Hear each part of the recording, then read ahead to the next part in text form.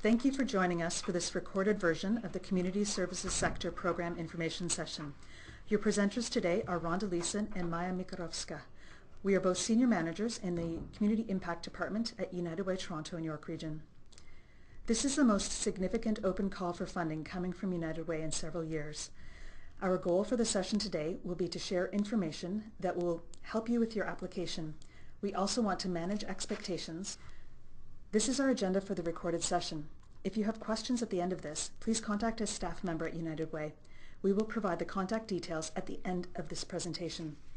During the presentation, we will also be referring to several documents. You will be able to access those materials through the website, or you can contact United Way. We will start today with an overview of United Way Toronto and York Region. Some of you are more familiar with us, so this part of the presentation will be a review. United Way is a charity dedicated to creating opportunities for a better life for everyone. We support a network of 220 agencies across Toronto and York Region, and we are different than other funders in that we have to go out every year and raise the funds that we give out from scratch. Last year, our campaign raised $102 million. We use a community impact approach, which means that for us, our impact goes beyond just making money and distributing it. We bring all of our resources to bear and work with our stakeholders to address issues and challenges in our city and region. Our community impact approach includes many different mechanisms, as you see listed here. United Way tries our best to model this concept, and we're looking to fund agencies that can show us you apply these mechanisms in your work and practices also. United Way launched our strategic plan in April 2014 with these three strategic priorities. Our strategic plan is built on evidence, a review of our current and past work, broad consultation in the community with a variety of our stakeholders, and in partnership with our Board of Trustees. When the Toronto and York Region United Ways merged, we took a close look at our work in the community and we found great alignment between our priorities. For each of these strategies, as we are rolling them out across Toronto and York Region, we are paying attention to how we implement them, and we are allowing for differences based on the assets and needs of the communities we serve. Now we want to give you some more information about the Community Services Sector Strategy, which we call CSS. Our vision for CSS is a city and region united by a strong, responsive community services sector. We want every person in every community to have the services and supports that they need to build a better life. United Way has a vision for the sector, and we believe that we, in partnership with the community and other key stakeholders, can deliver on our vision. We know that we can continue to have impact on the lives of the people and communities across our region, and that we can deepen that impact in how we communicate it. We know that in order to do this, we need to make some changes. We used to have member agencies in Toronto and partner agencies in York Region, and now we are moving to a new investment framework. This new funding model allows us to change our funding approach as we want to have more different kinds of relationships with agencies and also to be able to bring in some new partners. We just finished our anchor process and selected our anchor partners. You can learn more about these on our website, and we are now embarking on the program stream. The project stream is occasional funding. It is intended to allow us and you to be creative and respond to new and emerging issues and opportunities as they arise.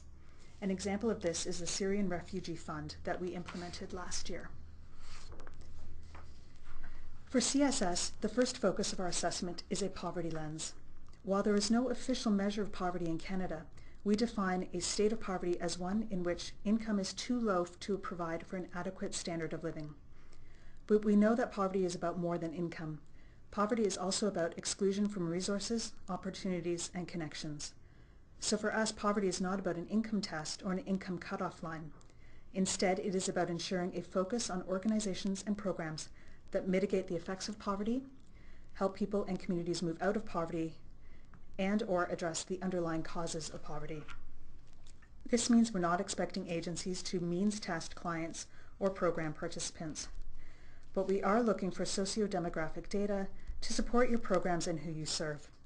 We will give you more specifics and details and examples of this later in the presentation.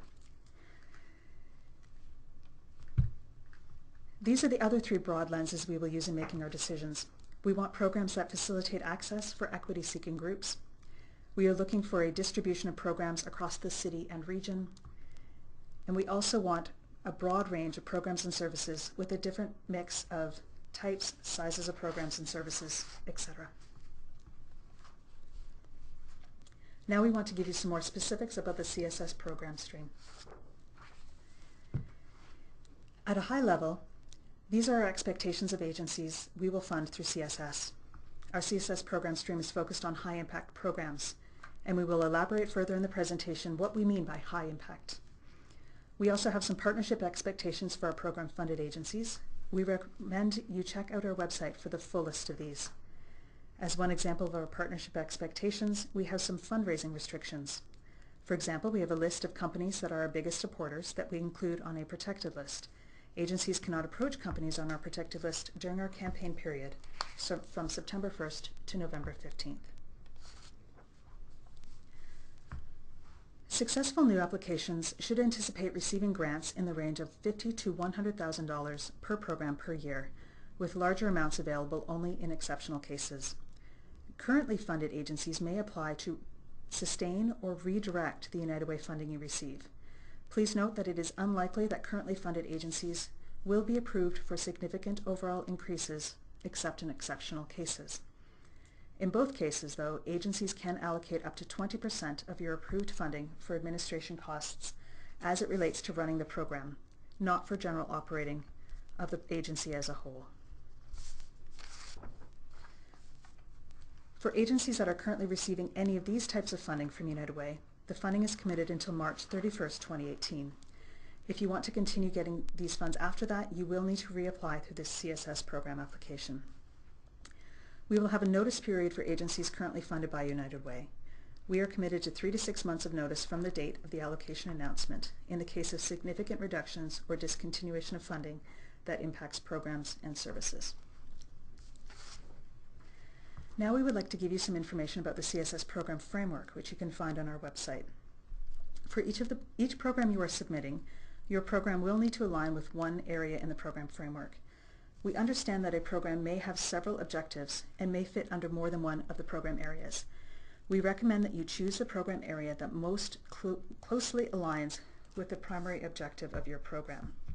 You will also need to report on the results of the program in relation to the objectives you identified. So we recommend that you make sure your reporting will be able to address the primary objectives presented for the program area. For example, you may run a women's shelter with a primary objective to mitigate the effects of violence against women. As part of the program, you may offer employment support, such as resume writing and providing job search support. You could submit this under the domestic violence focus area, or you could submit the employment activities as a separate program under the employment and financial security program area. But if you choose employment, we would be looking for objectives and outcomes that specifically relate to that, such as the number of people employed. You can find our definition of a program in the framework on page 2. Make sure that you understand what we are looking for in programs. We also know that some agencies may want to combine programs together to fit our framework. So to clarify a bit, if two programs have similar or exactly the same objectives, they may be better being together in one program. If the objectives are different, though, then you would want to present those as two programs. For example, we had some agencies combine their youth programs together, including after-school drop-in and mental health services. Those have different objectives, so the program isn't as strong when they are combined together. And our research team has developed a program design and development toolkit that is available on our website as a general program design guide and best practices. At the end of the presentation, we will give you details about where to find that on our website.